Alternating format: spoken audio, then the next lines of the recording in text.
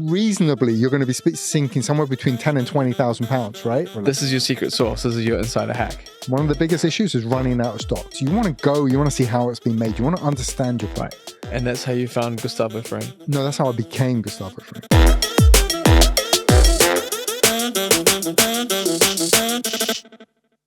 Hey squad, quick side note. We know that more than 80% of you are not subscribed.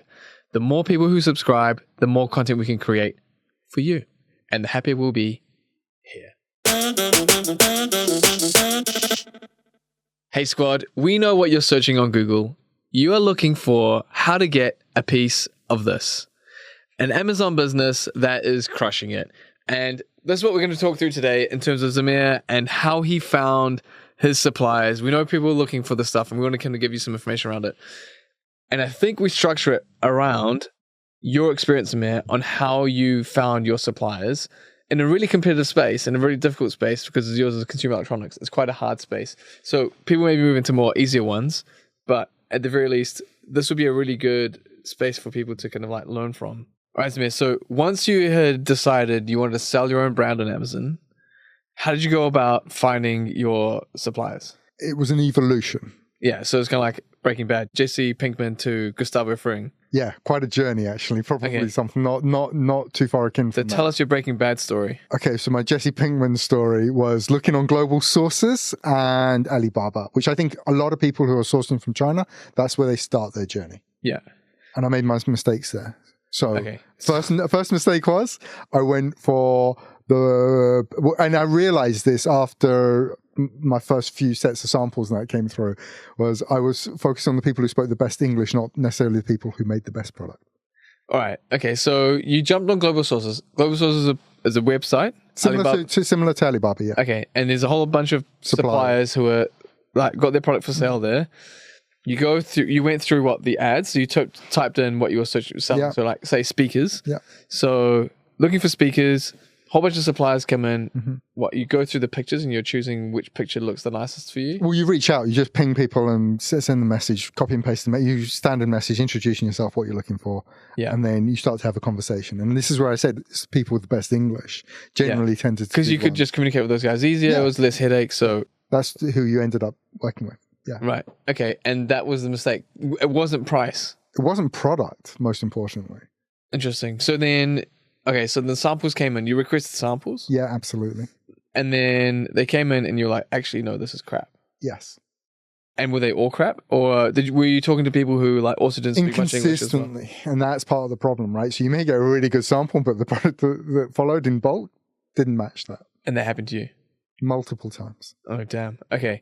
All right. So how would someone avoid that now? Well, so I did the maths, right? I was like, hold on a second. I'm spending this much money. I'm gonna be placing bigger and bigger orders. Yeah. How much would it actually cost me to fly out to China and just verify this? Yeah, actually see the factory, understand what's going on.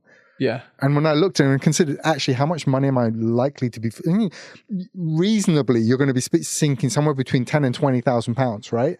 Cost of going out, maybe $1,500. Yeah. Like such a small proportion to make sure that your bigger investment is in the right place with the right people. Okay, fine. So that's what you did. So you got a couple bad batches. Had a few bad experiences, yeah. Okay, and then you were like, okay, fine, I'm going to fly out to Canton Fair. Is that what you did? I did Canton Fair, I did HKTDC Electronics Fair, and I did the Global Sources Fair. I went whenever all of them were on within a space of about 6 or 7 days. Did all of them. All right, so there's basically, so for anyone who's like unfamiliar with this, so basically there's major trade shows in China in this instance, but there'll be other countries, there'll be other trade shows taking place around the world. Yeah, I mean, Canton's, and I was going to say, wherever you are in the world, yeah, absolutely, this is true. But in China in particular, Canton Fair covers a huge range of products. Almost every range pretty of much category. Anything but there might be one in your home city, right? Yeah, absolutely. But you don't have to fly to China or source from China necessarily. No, but you want to find out wherever they're manufacturing your goods. You want to go, you want to see how it's been made. You want to understand your product. Right. Okay, great. So you flew out there and you rocked up to a stand. Yep. Lots of stands. And how did you figure out which stands to talk to? I mean, like, it must have always done the same thing. What's really interesting when you go to Hong Kong or China and stand, if they're a trading company, i.e. an agent, they have to say they're a trading company. They can't say they're a manufacturer. So you can tell the difference between a manufacturer and a trading company.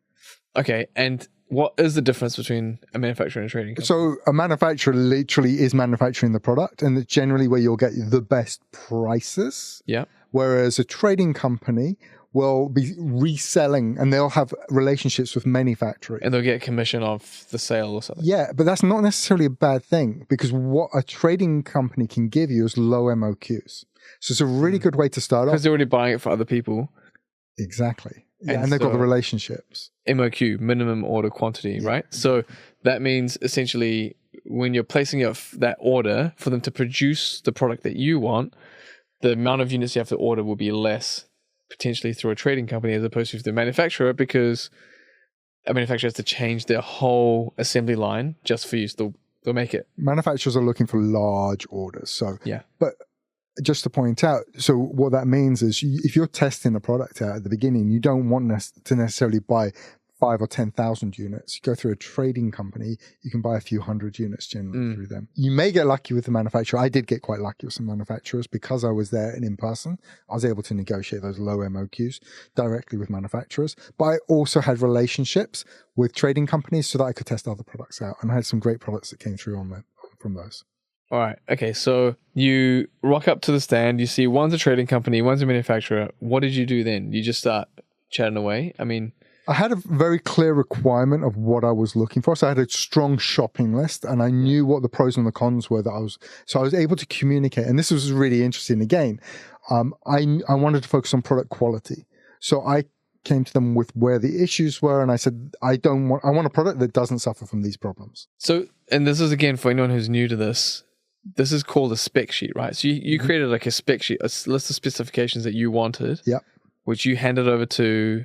I communicated to them, yeah. So gave to them somehow. Yeah. So they knew that you wanted some specs. Yeah. And then based on those specs, they quoted you or gave you pricing or that. Yeah, and what was really interesting, again, what will happen with it, and it happens in electronics, but I think it happens in a lot of areas, price and quality pretty much go hand in hand. I had a range of componentry that I could choose from, and that had an impact on price. Yeah. And I just needed to understand what that relationship was, and then I needed to have the same conversation again and again and again with multiple factories and trading companies until I'd shortlisted down to the ones that I had the most confidence in and had the most commercially viable price. So how long did that take? Because let's say I'm at the trade show now and I give them somehow communicate the specs I want. How long did it take you to kind of like narrow that down? Because obviously if I'm there for like 2 weeks, I need to kind of like zero this all out in that limited period of time. So, I mean, you're not even there. I mean, trade shows, is 3 or 4 days generally. Yeah. And so I'm there from 10 a.m. when it opens. I'm ready to go at 10 a.m. all the way to 6 p.m. During that period of time, realistically, probably about 50 conversations you can have over a range of several products. Yeah. And I was doing that, as I said, multiple trade shows. So probably 7-8 days consistent. So a lot of footwork, Yeah, lots of steps in there. Lots of steps. All right, fine. So once you've kind of like identified your manufacturer, or how did you narrow it down? Like you basically, these guys give you the best pricing? Again, really disciplined. I got to a really good shorthand. And what I would do is then between photos and brochures and business cards, I'd make notes and I'd have a coding system that I would use. And then every night when I got back to the hotel, I would go through and I would make my short list of decisions there. And what I'll generally do is spend 2 days going through pretty much all the suppliers I wanted to see. And then on the third half day, I would normally go in and see all the ones that were on my final short list. Yeah. And have a final set of conversations with those ones. Probably arrange a factory visit. What were you discussing on that final conversation? That was nailing down the pricing, getting samples ordered. There's no point even opening a negotiation until you've shortlisted. So I wouldn't, in those first 2 days, I'm not negotiating. I'm just saying, give me your best price. Numbers. This is what I want. Just swiping right. Yeah, exactly. Yeah. And then once I'd chosen, then it's the negotiation phase starts. Samples and pricing. Let's talk through. And then I would probably have somewhere between 3 and 5 for every product. And that's how you found Gustavo Fring? No, that's how I became Gustavo Fring. Heisenberg. All right, so fine. So Okay, so you went to the show and you did all that kind of like information gathering, negotiated down on the final day once you whittled things down, and then you went and did some factory visits. Yeah, absolutely. Really important part. What are you trying to do in the factory visit? What are you assessing? You're checking the quality of the factory. So it gives you that confidence. Again, you're making sure you're looking for who they're manufacturing for. So you're looking around. The showroom will probably have all of the brands that they're working with. You can see the products coming off the line. You can see the packaging that's going out, which other brands are working with.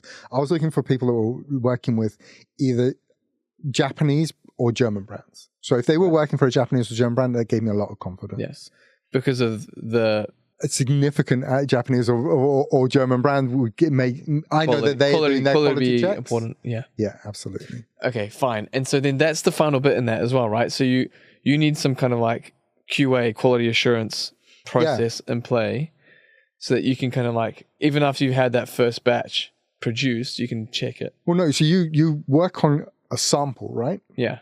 You want to make sure that everything that follows matches that sample. All right. So what you mean there is essentially you've gone to the trade show, you have narrowed it down, you have spoken to your short list of companies, then you've requested a sample, gone to the factory, checked the factory, and then when you place your order after your final negotiation, you are checking that what they're producing on the factory or the assembly line matches the sample that they gave you at the beginning. Yeah, just not the look and feel, the quality of it, and the internal component. And the specs. Yeah. Okay. That's how you did it, right? Essentially. Oh, that's the idea. I mean, that's the principle of it. The practice of it is you actually need someone checking that matches as well. On a regular basis.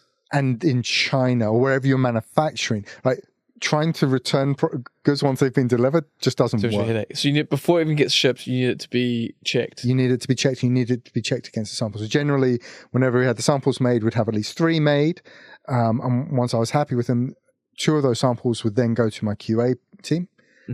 They would then go wherever we were manufacturing. They would be there. They would be checking the components going in were the right components. They'll be looking at it as going across the line, and they would be sample checking at the end. So generally, we would sample check about 10% of the units, and they had to meet a minimum requirement. So we had a threshold of no more than 1 in 200 units could fail. Yeah. And so we would do that with 10%. And if there was a failure, then built into the contract were penalties. Now, the manufacturers knew this, and so generally, everything was well below that failure rate. Okay. Super interesting. All right. So if I am someone who I'm now interested in creating my own Amazon business or online e-commerce business, whatever it might be, and I need to understand how to get my suppliers, that's how you did it. Are there any just broad tips for someone doing that now that you would recommend? Because it sounds like, one, language is not going to be a problem because you got like ChatGPT to translate everything for you. Yeah, and generally what you'll find is, so we're really lucky, right? We speak English, okay? Yeah. And ultimately, whenever you go to these trade shows, you got people coming from buyers from all over the world. Yeah. But there's one language that most of them speak, and that's English. So when these manufacturers at trade shows tend to have an English speaker there. Yeah. So language is not an issue. Well, if you can't go to a trade show, I'm just thinking, if you can't go to a trade show and you talk to someone online, at the very least, you got digital ability to do the translation. It's much, much harder online. I have to say that trying to do this online for me was the biggest risk factor. Right. So go in there, meet the people, shake their hands. Ultimately, there are a number of huge benefits. You can verify that that's all true, right? Yeah. And it is all working and what they're promising. You see that with your own eyes, but you also build a relationship. And I can't tell you how important that relationship is. This is your secret sauce. This is your insider hack, which was build a relationship with them. Build a personal relationship. I can tell you that I watch people who are negotiating price. They used to go in and negotiate straight away. They didn't shortlist down first. And it was like they spent a ridiculous amount of time trying to negotiate with every single person. It's like, no, shortlist, know what you want to buy first of all. Then you start the negotiation. And this is a really important part of negotiating from my perspective. You're looking at my philosophy on it. You have to leave something on the table for the supplier to be very happy to be working with you. Yeah. Because ultimately what I was able to do is get myself into a position where it was profitable for me because I was selling a high quality product. And I made sure I left margin there for the supplier because I was never going to be their biggest customer. But I was one of their most profitable customers. And that meant I got treated in a particular way. It meant I got an advantage. So if I needed an order turning around quickly, because I can promise you, one of the biggest issues is running out of stock. You run out of stock, you lose revenue. That's much more costly than saving a few cents per unit. Yeah. So if you have a good relationship with a supplier, they move you up in the queue, you can get stock more quickly. And secondly, they would pay particular attention to make sure my product's quality was where I wanted it to be. So they didn't want to lose me because, again, I was profitable for them. Nice. All right. So I think that kind of covers Zamir's experience with the whole thing. Of course, you might have more specific questions. If you do, drop them in the comments that we can kind of make sure they're answered. Based on your feedback, if you could like and subscribe, we'll know that you like this bit and it was useful for you, and we can probably get more information for you in this space to help round off your knowledge. So cool. Thanks, Zamir. And catch you guys next week. My love.